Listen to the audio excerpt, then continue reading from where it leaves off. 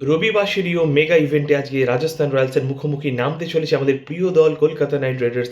Eden গার্ডেন্সে এই match ঘিরে কার্যত উত্তেজনা তুঙ্গে।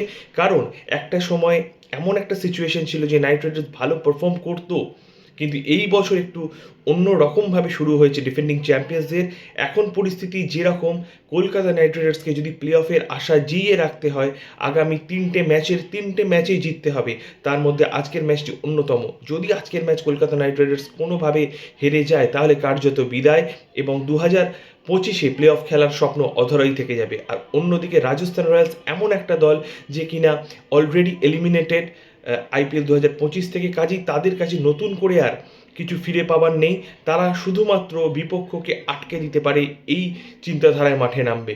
তো ইডেন গার্ডেন্স আর কি সব রকমভাবে সমর্থন করুক কেকেআরকে, আমি এটুকুই চাই। আমি চাই এই দলে পুনরায় কিউডিকে ফিরিয়ে আনা হোক, কারণ কিউডিকে কিন্তু বড় ম্যাচের প্লেয়ার। এই ধরনের গুরুত্বপূর্ণ ম্যাচে রেমনুল্লাহ গুরবাজের চেয়েও কুইন্টেন ডিকককে কিন্তু ভরসা করা অনেক অনেক বেশি গুরুত্বপূর্ণ। পাশাপাশি সুনীল নারিন তো থাকছেই, অ্যান্ড্রে রাসেল থাকছে। রবম্যান পাওয়েলকে নিয়ে একটু যে একটা গ্যাপ তৈরি হয়েছে, তাকে খেলানো উচিত কি উচিত না, এটা নিয়ে বহু মানুষ প্রশ্ন তুলেছেন। কিন্তু আমি ব্যক্তিগতভাবে মনে করি একটা প্লেয়ার দেখে কোনো প্লেয়ারকেই জাজ করা উচিত নয়।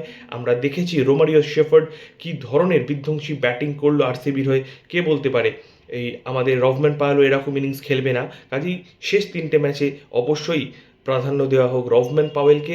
কারণ আমাদের বোলিং ডিপার্টমেন্টে অ্যান্ড্রিক নোকিয়া বা স্পেন্সার জনসন কিন্তু সেইভাবে ইনপুট দিতে পারছে না।